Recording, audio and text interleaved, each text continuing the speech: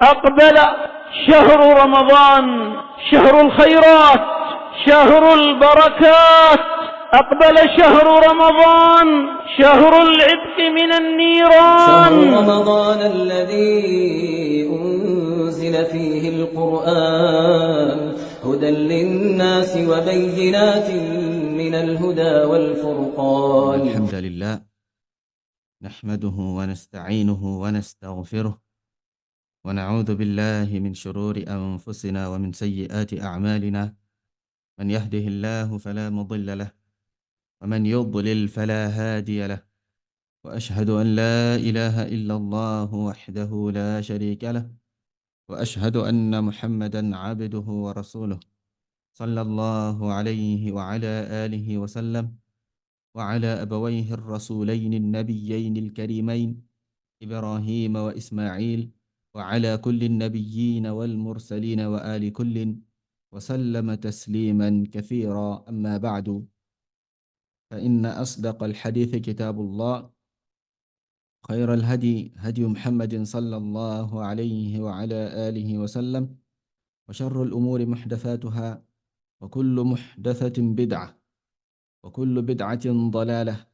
وكل ضلالة في النار. أما بعد، السلام عليكم ورحمة الله وبركاته. إليني ìtẹ̀síwájú tí máa jẹ́ ìjókòó ẹlẹ́ẹ̀kẹjọ الدرس الثامن látinú tírà شهر رمضان آداب وأحكام. a wà lórí المسائل أو الآداب المتعلقة بالسحور، àwọn ẹ̀kọ́ tí ó ní àjọṣepọ̀ pẹ̀lú السحور، jíjẹ sààrì. afáàní المسألة الرابعة، مسألة ẹlẹ́ẹ̀kẹrin níbẹ̀ òun ni الحكمة في تأخير السحور. àti jẹ́ ká mọ̀ wípé mustahabu ní tí ó wà recommended ní tí wọ́n fẹ́ ká ṣe òun náà ni kí a lọ jíjẹ sààrì ká lọ lára. àfáà fẹ́ ṣàlàyé kí ni òye, kí lọ́gbọ́n tó wà behind lílọ jíjẹ sààrì lára. àfáàní litakhiri suhuri hikamun azima, ó ń bẹ fún lílọ sààrì lára àwọn ọgbọ́n, àwọn òye eléyìí tí ó tóbi tó ga. minha, nínú rẹ̀ ó ní pé annahu arfaqu bis-sa'im, òun ló fi ń dá fún aláwẹ̀ jù, ní tí ó fi ń mú nǹkan rọrùn fún jù, òun ni tó fi ń mú nǹkan rọrùn fún aláwẹ̀ jù, òun ló fi ń mú nǹkan rọrùn fún aláwẹ̀ jù. so torí pé téèyàn bá jẹ sààrì ní àsìkò tí ó pẹ́, téèyàn yára jẹ, so yóò jẹ́ kó ràn yàn lọ́wọ́ lórí ààwẹ̀ èèyàn téèyàn fẹ́ gbà. kò ní jẹ́ pé ilẹ̀ òní tí ì mọ́, ebi ó ti máa pààyàn. apá jùlọ àwọn tí wọ́n bá ń sùn lẹ́yìn sààrì, tẹ́ pé wọ́n jẹ sààrì tó báyìí wọ́n sùn ni. oorun níyì ní tó máa ń gba oúnjẹ kúrò nínú iná ni. tòun tí wọ́n bá ti sùn tó bá padà jí lọ́wọ́ àárọ̀, ebi lè máa pa. ṣùgbọ́n ó lọ sààrì lára títí tó fi jẹ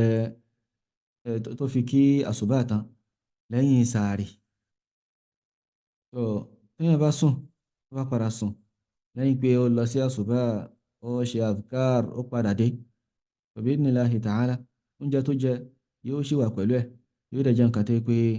a máa ràn lọ́wọ́. so eléyìí ló fi ń dáa jù fún aláwẹ̀. àfáàní wa minha, nínú àwọn hikam, nínú àwọn ọgbọ́n, nínú àwọn òye tó wà behind kí wọ́n ṣe lófin fún wa wípé kí a máa lọ sààrì lára, òun ni pé annahu a'wanu lahu ala siyam, òun ni ó fi ràn án lọ́wọ́ jù lórí ààwẹ̀ rẹ̀. lílọ sààrì lára òun ni ó fi ràn aláwẹ̀ lọ́wọ́ jù lórí ààwẹ̀ tó fẹ́ gbà. wa minha, nínú rẹ̀ ni pé annahu aslamu lahu minan nawmi an salatil fajri, so òun ni ló fi ń dáa jù, ló fi ń lálàáfíà fún jù, ni ó fi ń là kúrò níbi sísùn gbàgbé ìrun àsùbá. tó yóò la aláwẹ̀ kúrò níbi sísùn gbàgbé sọ̀látù as-subh. Nítorí pé ẹni tí ó ti jí láago mẹ́ta aago mẹ́rin márùn-ún tó sáré jẹ sàárì, irú ẹni báyìí tí ó bá yẹ kó ń dágbé ni, gẹ́gẹ́ bó jẹ́ pé àwọn tí wọ́n máa ń dágbé náà máa ń sábà ń ṣe nǹkan yìí jù pé kí wọ́n lẹ́ni tí wọ́n dáná fún wọn. So irú ẹni bẹ́ẹ̀ tó bá fi lè lọ sùn padà àti jí fún àsùbá rẹ̀ yóò nira gan, yóò nira gan. Nítorí ẹ̀ tí wọ́n bá fẹ́ jẹ sàárì kó lọ àlámẹ̀ kó lọ lára títí di àsìkò tí ó sún mọ́ àsùbá. So ìyẹn tó bá ti ní nǹkan tó fẹ́ jẹ ńlẹ̀ pé yóò kàn jí yóò sáré prepare yóò jẹ, sáré pé yóò tẹ̀ dáná náà ni kí ẹ lọ lára tí àsìkò tó yẹ pé èèyàn á mọ̀ pé àsìkò tí màá fi dáná àti àsìkò tí màá fi jẹun tí màá fi ṣe gbogbo eléyìí tán wọn ò ní tí ì pèrún. So eléyìí ni ó fi ń dáa jù kí ẹ wá jẹ tán wọ́n máa pè ara tí wọ́n á fi pèrún kí ẹ dẹ̀ lọ sí mọ́sálásí ó dáa ju kí ẹ wá ti jẹun tán kí ẹ wá jókòó kí ẹ wá padà gbábẹ̀ sùn lọ. عفاني قال ابن قدامة في المغني،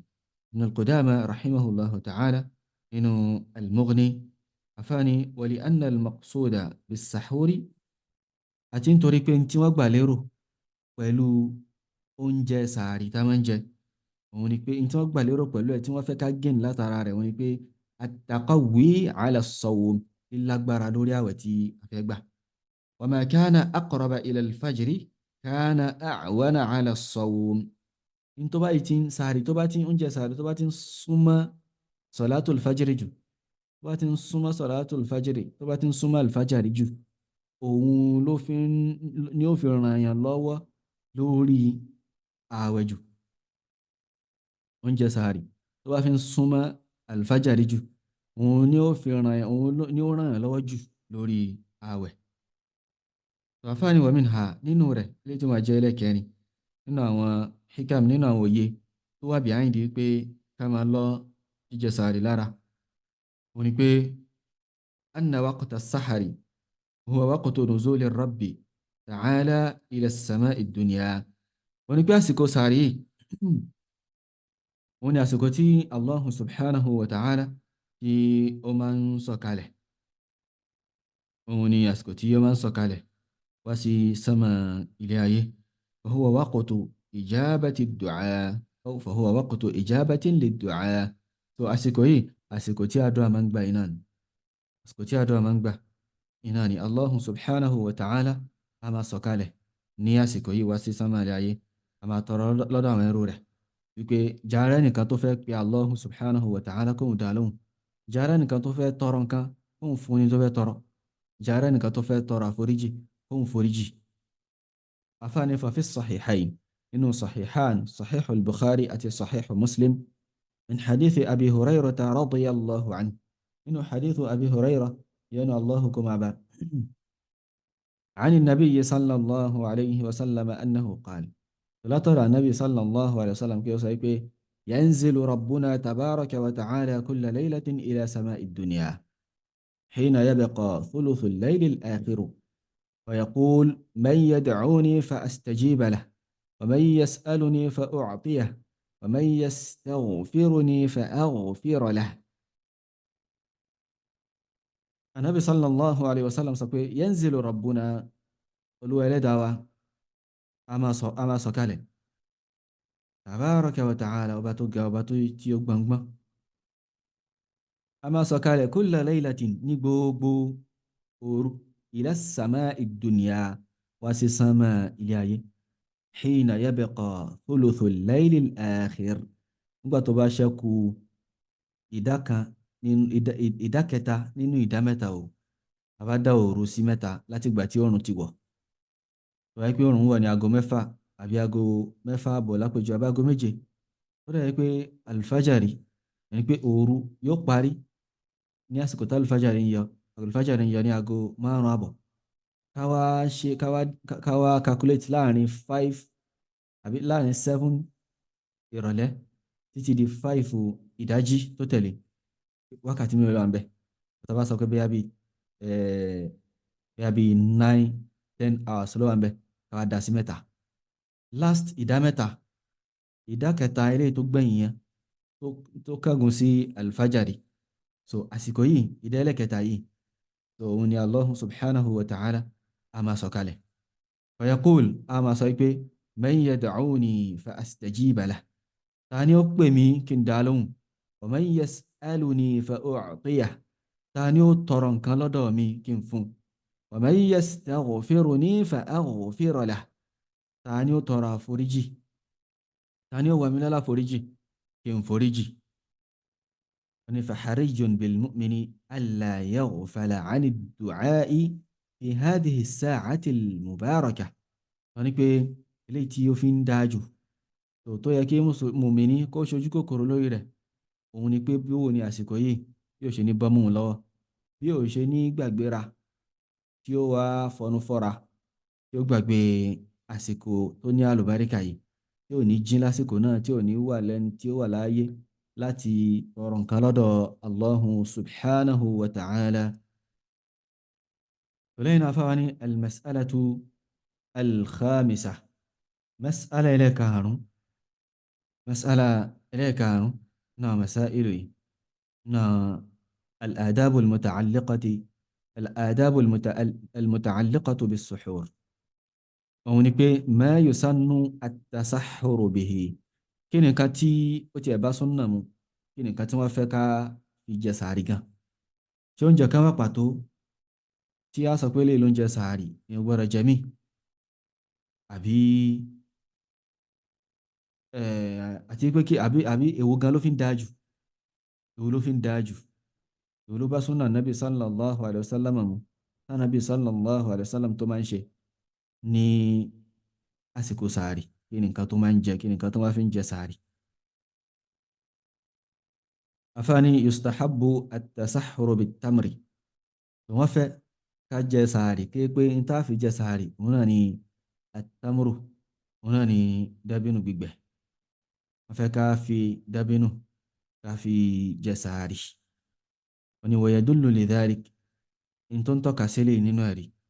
òun náà ni ma akhrajahu Abu Dawud bi sanadin sahih, eléyìí tí Abu Dawud wọ́n gbé jáde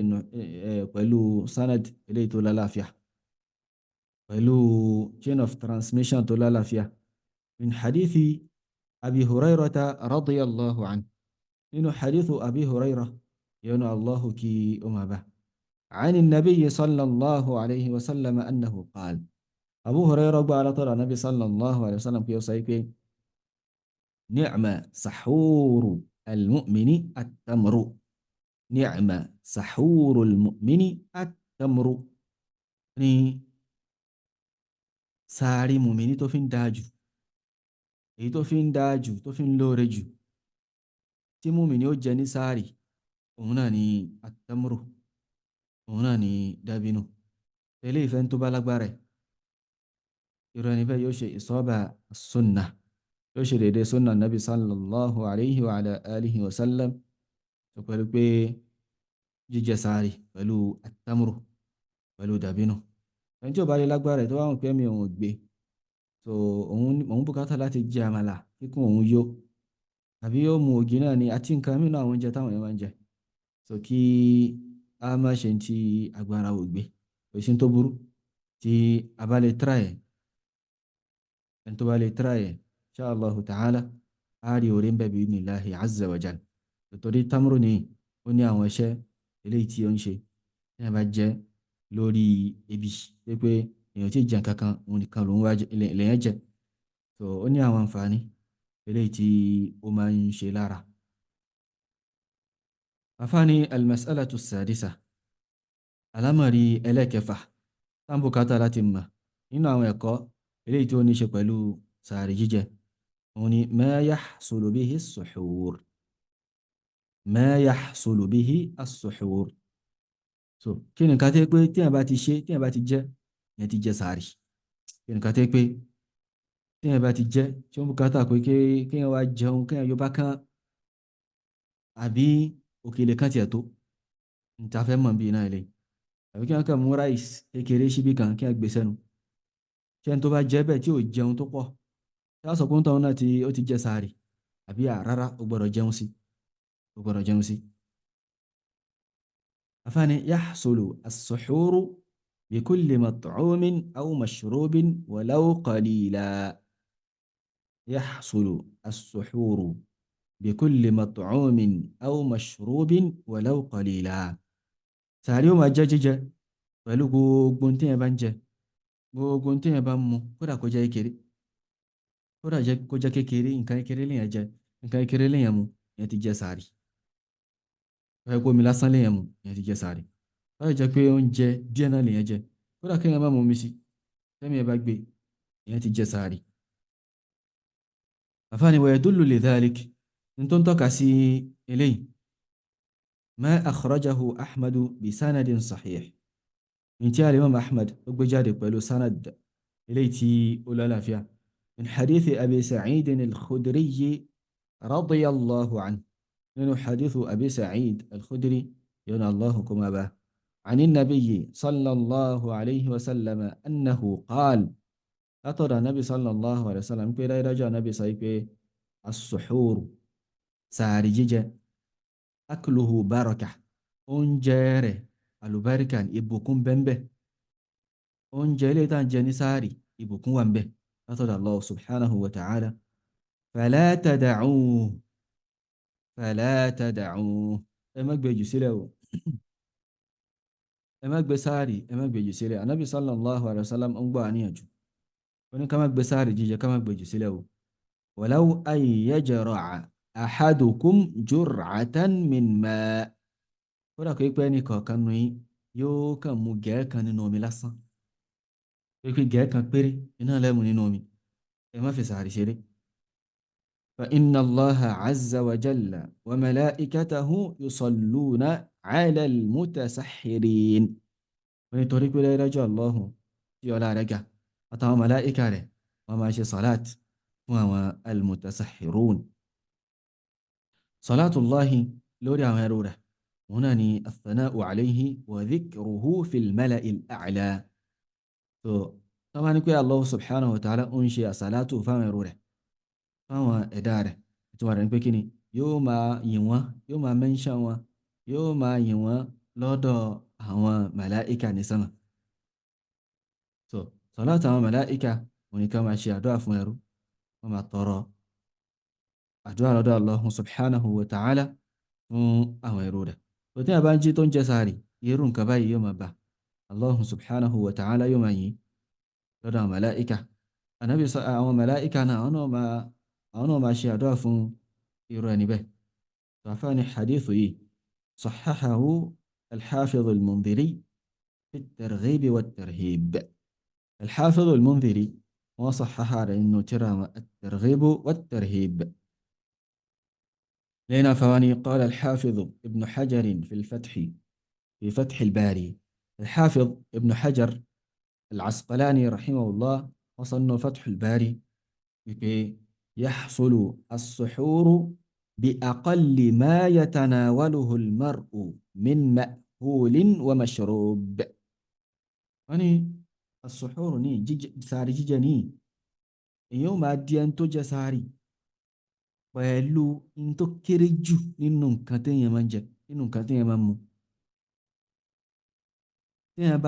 téèyàn bá jẹ nǹkan tó kéré jù nínú nǹkan téèyàn máa ń jẹ téèyàn bá mu tó kéré jù nínú nǹkan téèyàn máa ń mu ìyẹn ti di ẹni tó jẹ sàárì pẹ̀lú eléyàn sàárì tí wọ́n sọ pé mustahabu ni ká fi yapa àwọn ahlul kitab so kódà kó pé nǹkan òun yẹn jẹ wọ́n kàn gbé omi lásán kò sì dáhùn ó ti ṣe déédéé súnnà gbogbo àwọn ọlá eléyìí ta kà fún wípé ó wà fẹ́ tí ó bá ń jẹ sàárì barakata nabi sallallahu alaihi wasallam tó sọ pé wọn bẹ tí ibn hajar rahimahullah wọ́n sọ pé albarka yìí ó ń padà sórí nǹkan mẹ́ta so èèyàn ṣe kí ni èèyàn ṣe déédéé rẹ̀ eléyìí tó sì fi ń tóbi jù ń bẹ òun náà ni kí ẹ yapa àwọn ahlul kitab kódà kó pé èèyàn kàn mú mi lásán kódà kó pé òkèlè kan àmàlà òkèlè kan lèyàn kàn bó sẹ́nu èèyàn sì mú mi sí khalas èèyàn ti di ẹni tó jẹ sàárì báyẹn tó àfáwa ní sheikh imam ibn ali al-athari hafizahullah ní ọ̀rọ̀ tí wọ́n fi parí báàbù yìí wọ́n ní waljur'atu min al-ma'i wọ́n ní waljur'atu min al-ma' gẹ̀ẹ́kan nínú omi nìyí tó bá ní gẹ̀ẹ́kan nínú omi kí wọ́n kàn gbé omi sẹ́nu báyìí lẹ́ẹ̀kan péré so kal-luqmati min at-ta'am, kal-luqmati min at-ta'am, ó dà gẹ́gẹ́ bí òkèlè kan nínú oúnjẹ náà, ó dà gẹ́gẹ́ bí òkèlè kan nínú oúnjẹ ni. wọ́n á ní pé wa huwa ma yujra'u marratan wahida, mo sì ní tí ó gbé mi lẹ́ẹ̀kan péré, tí ó gbé mi lẹ́ẹ̀kan péré. wọ́n ní kama fi al-misbah al-munir, gẹ́gẹ́ bó ṣe wà nínú al-misbah al-munir, tó yẹn tírà al-lugha eléyìí tó gbajúmọ̀ yẹn ti al-Fayyumi rahimahullahu ta'ala, al-Misri al-Fayyumi, al-misbah al-munir fi gharib al-sharh al-kabir, al-misbah al-munir في غريب الشرح الكبير، التي الشيخ العلامة